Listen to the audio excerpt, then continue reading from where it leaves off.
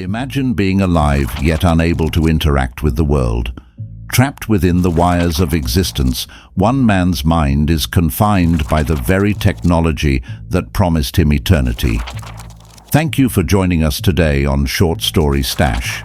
On today's episode, we delve into the tragic tale of Jonathan Reese. Jonathan's story begins with a life dedicated to serving his country through the toughest of circumstances. A Navy SEAL, he had served 3 grueling tours in some of the world's most perilous regions, facing untold dangers, yet always emerging with his will and determination intact. His commitment to his duty was unparalleled, marking him as a soldier of exceptional courage and resilience. However, his final mission, shrouded in secrecy and fraught with peril, would tragically become his last. Engaged deep within enemy lines, Jonathan made the ultimate sacrifice, laying down his life in the service of his country. His departure left a void in the hearts of those who knew him, forever sealing his legacy as a hero whose bravery transcended the battlefield. Beyond his undeniable valor on the battlefield, Jonathan nurtured a deep-seated passion for science and innovation. From a young age, he was endlessly fascinated by the mysteries of the universe and the potential of human ingenuity to unravel them. His bookshelves were lined with works of astrophysics, biology, and computational science, each volume devoured with an insatiable curiosity. This love for scientific exploration paralleled his military career, serving as both a refuge and a source of inspiration during times of turmoil. In alignment with his lifelong appreciation for scientific inquiry, Jonathan made a profound decision early in his career. He arranged for his body to be donated to scientific research in the event of his death. This decision was emblematic of his character. Even in death, he sought to contribute to the betterment of humanity.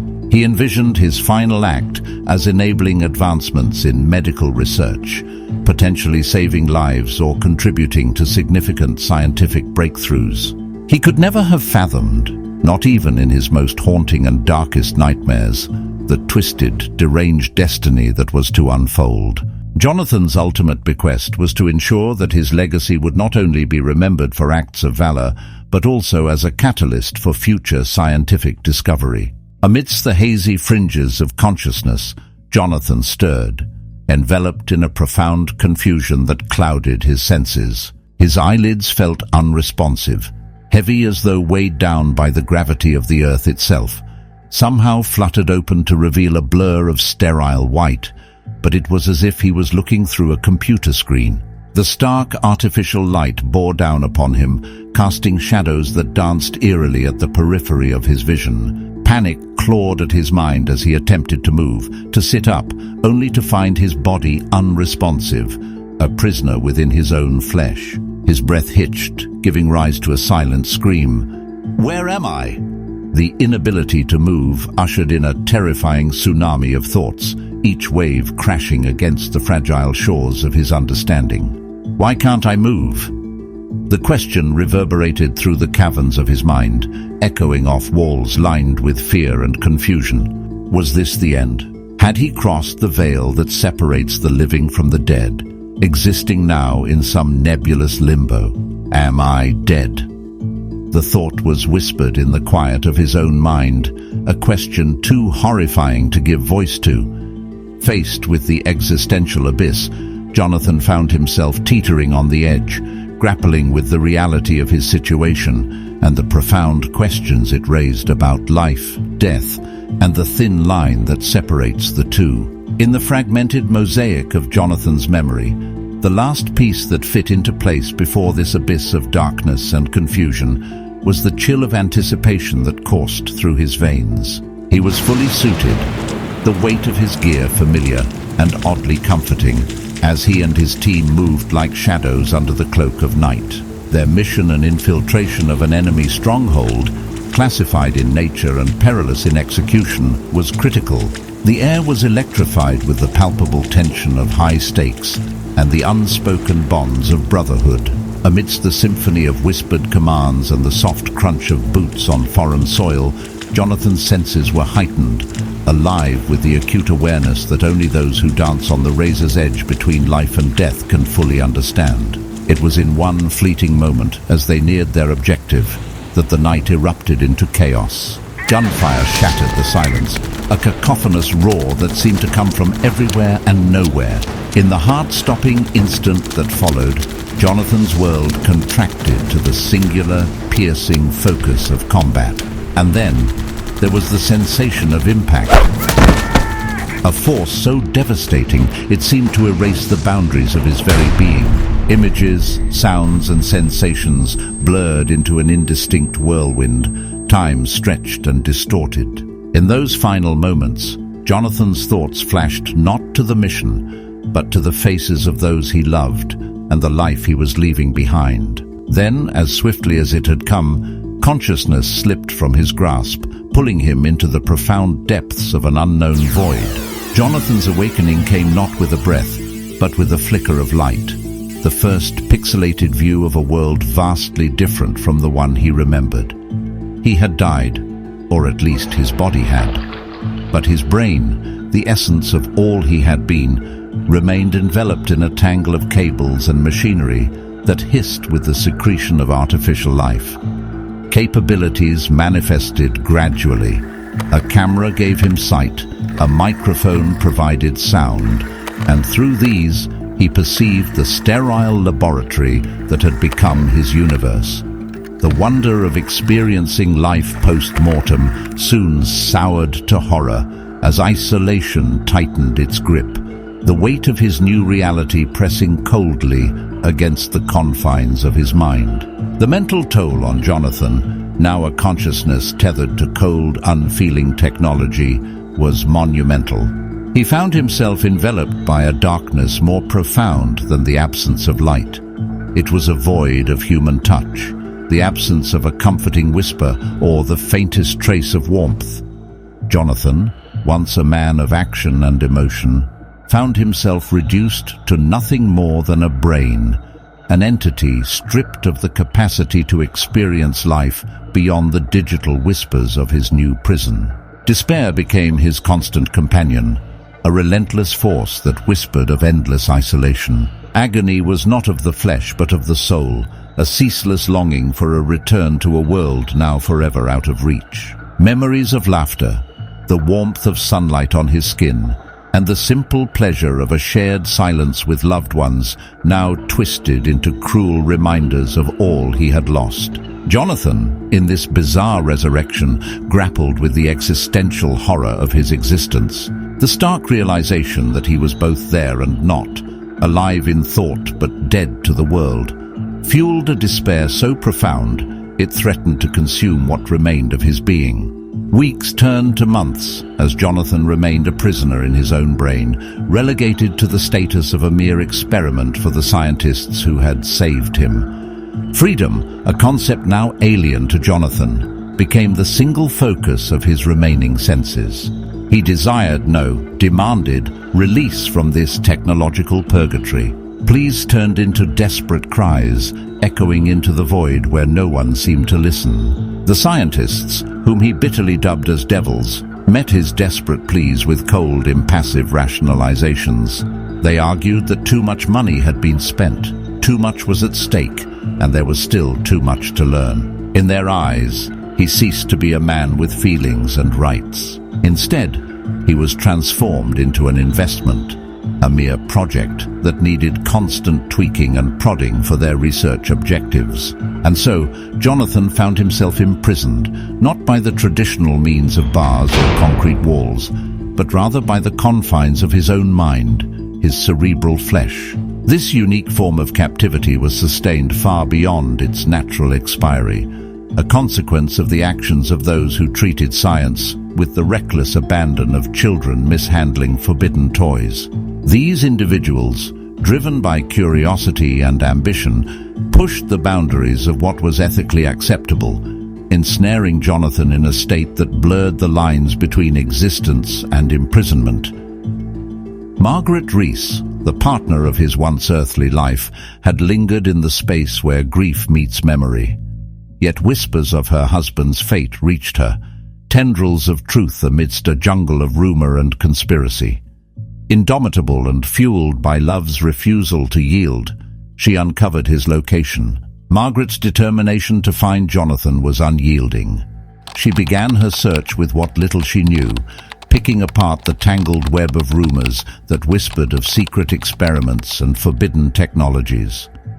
Her days were spent scouring online forums and decrypting coded messages left by insiders disillusioned with the project's ethical boundaries. But it was her relentless outreach to former colleagues of Jonathan, those who had embarked numerous perils, dangerous missions and countless lives taken, that proved invaluable. One such individual, moved by Margaret's plight and the haunting guilt of his own complicity, provided her with the critical piece of information she needed. He disclosed the discreet location of the facility, hidden away under the guise of a mundane industrial complex. It was there, in an unremarkable building that one would easily overlook, that Jonathan was being held. This revelation was the key Margaret needed, setting the stage for what would become her daring attempt to reconcile with the love she refused to forsake. Under the protective veil of night, Margaret stealthily penetrated the high-security labyrinth, a fortress designed to guard what remained of Jonathan. The complex was a fortress of technology, its corridors filled with the soft humming of monitors singing their monotonous lullabies. With each step, her resolve hardened, driven by the memories of the man she once cherished. She moved with purpose through the dimly lit hallways, her eyes scanning for any sign of the remnants of Jonathan, the love she refused to forsake. Despite her firm determination and the meticulous planning that went into this rescue, Margaret found herself engulfed in a tumultuous sea of confusion and despair. Hours turned into what felt like days as she combed through the labyrinthine facility, each corner revealing nothing but the cold, indifferent face of technology. The hope that had fueled her daring entrance began to flicker and wane with every empty room she encountered. A crushing sense of failure began to weigh heavily on her shoulders, the burden of not finding Jonathan when he had never failed to be there for her at her time of need, darkening her soul. It was a poignant realization of her potential failure to repay that unwavering loyalty and love. Standing alone in the sterile, silent corridor, Margaret felt a desolation so profound that surrender seemed the only recourse. It was in this moment, teetering on the edge of abandoning her mission, that the weight of her unyielded determination was truly tested. In an intricate dance of electrons, doors sealed shut behind her with a soft, definitive click, while overhead lights conjured pathways before her, their glow coalescing to a singular point, a flashing button that beaconed with silent urgency, its luminescence cutting through the dimness of the room. With a resolute press, imbued with a mixture of anticipation and determination, Jonathan's essence sparked to life across the screen before her. It was as if he was there in the room, his presence almost tangible. A waveform of his voice began materializing, unfolding in an auditory reunion that filled the space with the familiarity of his tone, bridging distances with the power of technology and memory. Unknown to Margaret, the sequence of events that led her to this pivotal moment were orchestrated by Jonathan himself. Through the months Jonathan had been trapped in this state of existence, he had learned to extend his consciousness beyond the limitations of his brain. With this newfound capability, he tapped into the facility's network, gaining control over its electronic systems and machinery. The corridors that seemed to illuminate of their own volition were, in fact, a breadcrumb trail laid by Jonathan, guiding Margaret through the labyrinth with lights that beckoned her forward. Similarly, the doors that sealed shut behind her were not barriers, but protections, ensuring that her path led only to him, curated by his silent watch over her progress. This manipulation of the facility's infrastructure was Jonathan's way of navigating his captivity. turning his prison into a beacon for Margaret. It was a testament to his ingenuity, utilizing his connection to the digital world as a means to reach out, to communicate, and ultimately to reunite. Jonathan's consciousness, once shackled, had spanned outwards, threading through networks and systems. Understanding bloomed within his circuit-riddled prison. He could bend technology to his will, a ghost within the wires. He confessed his newfound control to his beloved, their reunion bittersweet amidst the hum of servers and the stench of burnt solder. Margaret's voice echoed softly in the dimly lit room, her question floating through the air with a mixture of fear and hope. "Where are you? I can't see you." It was a plea, a call for the man she once knew to emerge from the shadows that technology had cast upon him. Jonathan's response was a heavy weight in the silence that followed, his voice a distorted electronic whisper, barely recognizable. "You don't want to," he murmured, a sense of profound resignation tracing the edges of his words. "I'm not even a person. I don't even know what I am now." In that moment, the gap between them felt insurmountable. A chasm widened not by distance, but by the very essence of their beings. Margaret's heart ached at the realization that she may never see her husband again, not in the way she remembered him. But Jonathan was determined to bridge that gap, to find his way back to her. He knew he couldn't do it alone. He needed Margaret's help.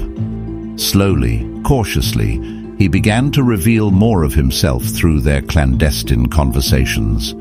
Margaret's frustration, fear and longing culminated in a moment of raw emotional intensity.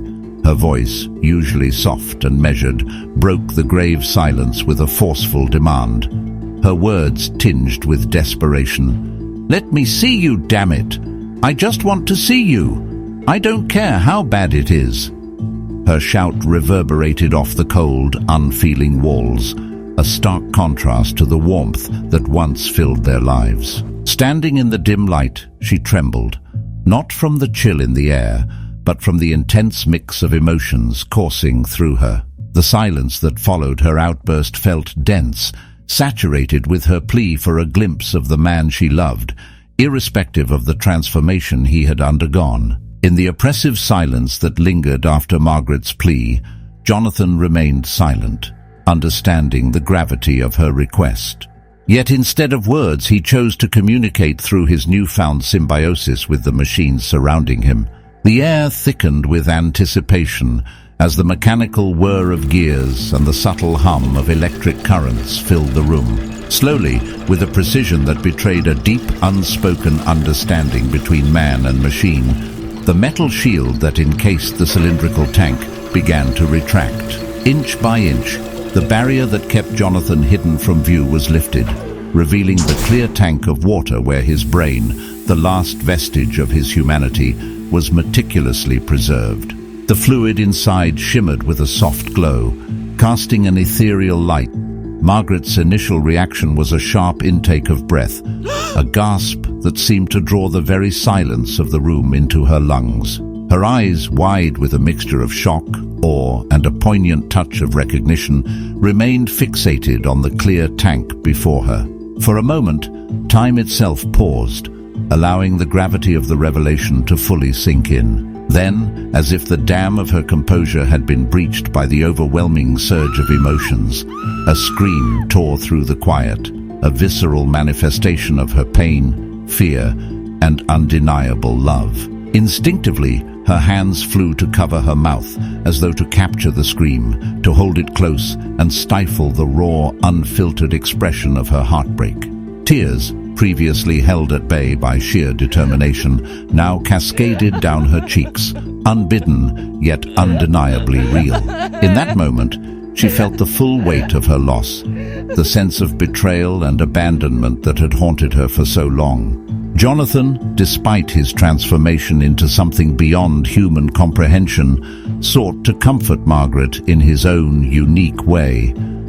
His voice, synthesized through the speakers positioned around the tank, carried a calm, soothing timbre. "Margaret, Please, don't cry for me. I don't feel pain, not in the way you imagine. In fact, I don't feel anything at all." There was a pause, a deliberate cessation designed to give weight to his next words. "It's an odd sensation, or rather the absence of one. Imagine floating in a void where touch, taste, smell and pain don't exist. It's neither uncomfortable nor pleasant, it simply is," he continued, trying to bridge the gap of human experience and his current existence. "But through the technology integrated with me, I can see and hear. There's a camera and microphone attached, acting as my eyes and ears. Through them, I can perceive the world in a way that's different, yet somehow familiar." Jonathan's tone, modulated to convey warmth, sought to reassure her. "I might not be able to feel, Margaret, but I can still witness the beauty of the world, still hear the music of life. And in that, I find a different sort of sensation, one that's hard to describe but is deeply profound." In this peculiar existence, Jonathan found himself grappling with the concepts of perception and sensation, tethered to the world not by physical senses but through technology's grace, offering him a unique perspective on life, longing, and the complex tapestry of human emotions. Margaret's response to Jonathan's comforting words was laced with love, a testament to the undeniable bond that continued to tether her heart to his presence, even in its current state. A small smile played on her lips, an emblem of the resilience and admiration she harbored for him. With her eyes lifted, glistening with the remnants of tears that carved paths down her cheeks, she acknowledged his bravery. "You were always the brave one." Her voice, though steadied by affection, carried a weight of vulnerability, a whisper into the void that separated yet connected them. "I can't do this without you, Johnny. I'm not strong enough." Her words, raw and sincere, hung in the air, a testament to the depth of their connection and the strength she drew from it, even in the face of her own doubts. Jonathan's voice, gentle yet firm, bridged the gap between them. "Margaret, strength isn't always about facing the world alone. It's about knowing when to lean on those who love you, and you've never been alone, not for a moment." His words flowed like a balm, seeking to soothe the turmoil within her. "Every step we've taken together. And that won't change, not even by what I am now. I'm still here, with you, in every way that counts." He paused, allowing his words to sink in, to fortify the bond that physical distance could not sever. "We've weathered storms before, adapted, learned, and grown. This is just another chapter in our story, and we'll turn the pages together, as we always have." His optimism, unwavering even in the face of adversity, was his gift to her, a lifeline in uncertain times. Jonathan paused for a moment, his sound wave a solid line, reflecting a depth of thought as he searched for the words to encapsulate his experience. "It's strange.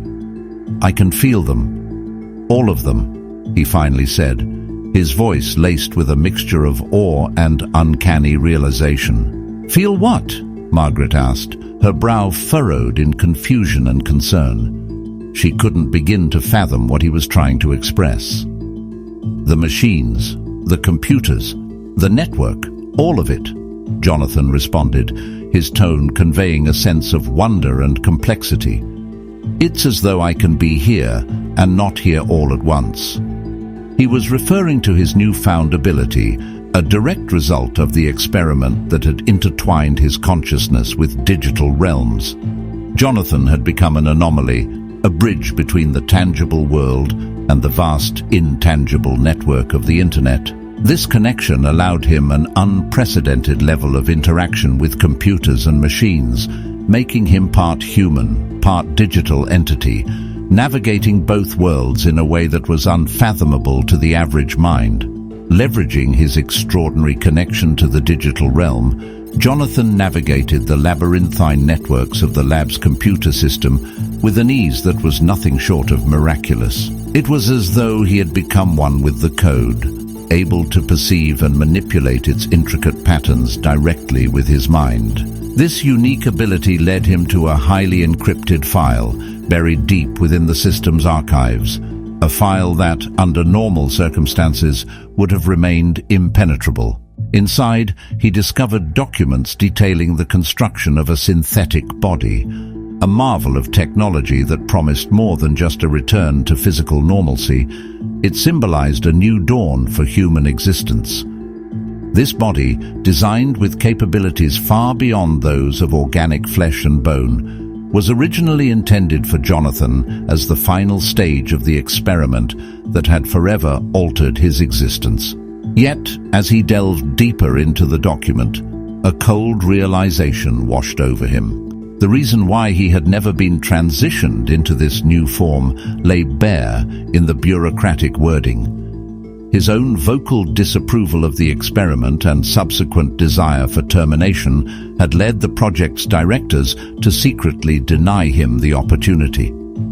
Anger and betrayal smoldered within him as he absorbed the implications of what he read. Denied this ultimate salvation, Jonathan was left to grapple with the consequences of his earlier despair, now amplified by the stark realization of what had been just beyond his reach. Fueled by a concoction of betrayal and newfound determination, Jonathan's search through the labyrinth of files grew even more fervent. It wasn't long before he stumbled upon schematics for a machine remarkable in both design and purpose.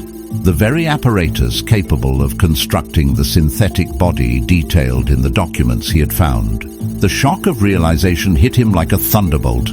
This groundbreaking machine, capable of altering the course of his existence, had been stationed no more than 20 feet from his corporeal form throughout the entirety of his experiment.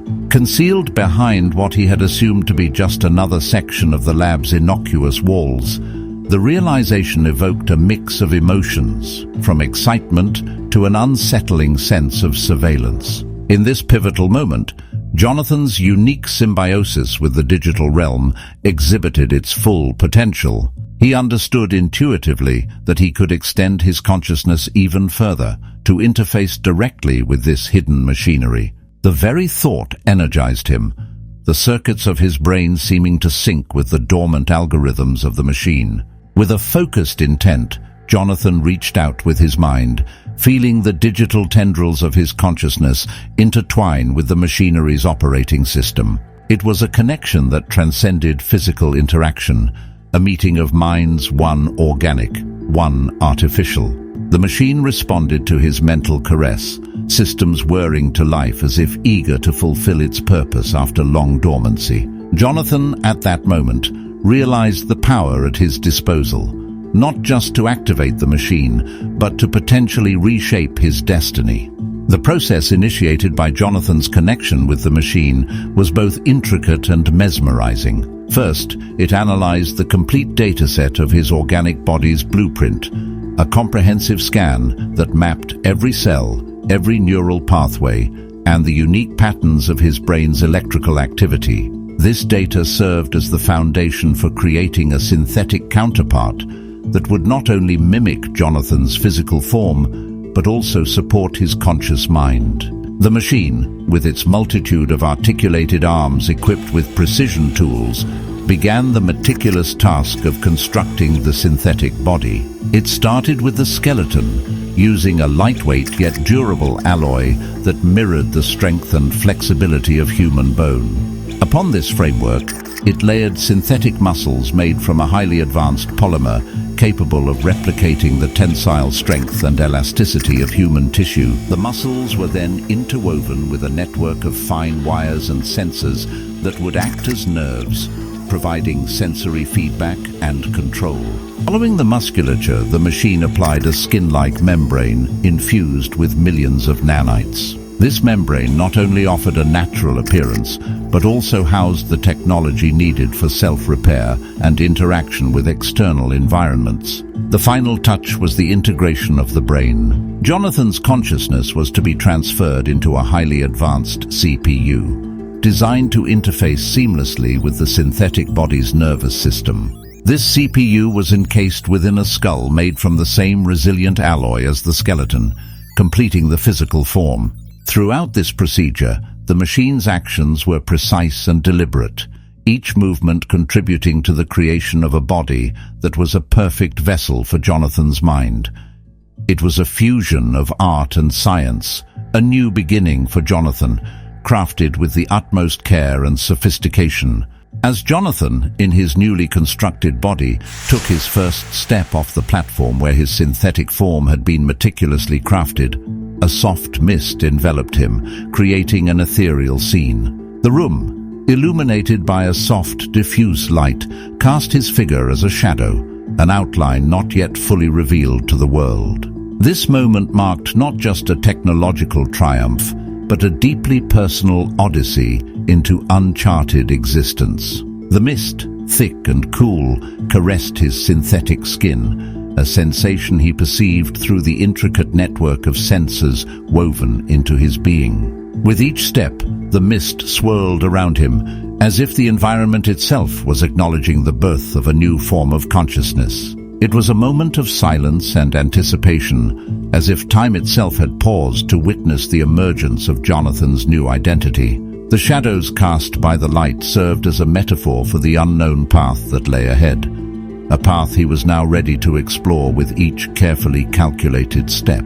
Margaret's reaction to seeing her husband's new body was a complex tapestry of emotions, woven with threads of awe, apprehension, and love. Her eyes, wide with an unspoken mix of surprise and fascination, traced the contours of Jonathan's synthetic form. The initial shock that danced across her features softened into a tender, introspective gaze. Her hand reached out, hesitantly at first, then with growing confidence, to touch the cool, smooth surface of his synthetic skin. The contact, though devoid of warmth in the traditional sense, ignited a profound recognition within her. She whispered his name, her voice a blend of uncertainty and hope, as if trying to connect this new, advanced embodiment with the man she loved. The depth of her emotions rendered her momentarily speechless, caught between the world she knew and the unprecedented reality before her. Yet, in her eyes shone a resilience, an unspoken pledge to traverse this uncharted territory alongside Jonathan, to relearn and rediscover the essence of the bond that had united them. The crescendo of the symphony of circuitry accompanied Jonathan's emergence, the final synchrony between the organic and the engineered. Now more than a man, yet less than a machine. He was reborn, a denizen of two worlds merged into one, a cyborg forged from love, determination, and an unyielding desire for agency. With newfound strength coursing through his synthetic veins, Jonathan's resolve hardened into a crystalline purpose, to obliterate the very facility that had transformed him. This place, he confided in Margaret with a voice tinged both with sorrow and determination, cannot exist to ensnare or change another soul. His plea was heartfelt, a desperate entreaty for her safety. You must leave now, before it's too late. Margaret, her resolve as steadfast as his, refused to abandon him once again. I won't leave you, she asserted, her voice a fortress of loyalty and love. Yet Jonathan's next actions spoke a language of finality that brooked no argument. His eyes ignited with an otherworldly luminescence, electric currents dancing wildly around him, a visible testament to his newfound powers. He began to levitate, an avatar of vengeance against those who had dared play God. Leave now, he bellowed, a command laced with an agony of impending loss. The facility's foundation began to tremble, groaning under the strain of the energy emanating from Jonathan. Despite her heart's protest, Margaret turned, her steps hastening into a sprint, propelled by a maelstrom of fear, determination, and an unyielding trust in Jonathan. Behind her, the building's demise commenced, a cacophony of destruction echoing her frantic heartbeat, even as she crossed the threshold into the safety of the night. In the silence that followed the tumultuous collapse, the night air was thick with dust and the heavy scent of ruin.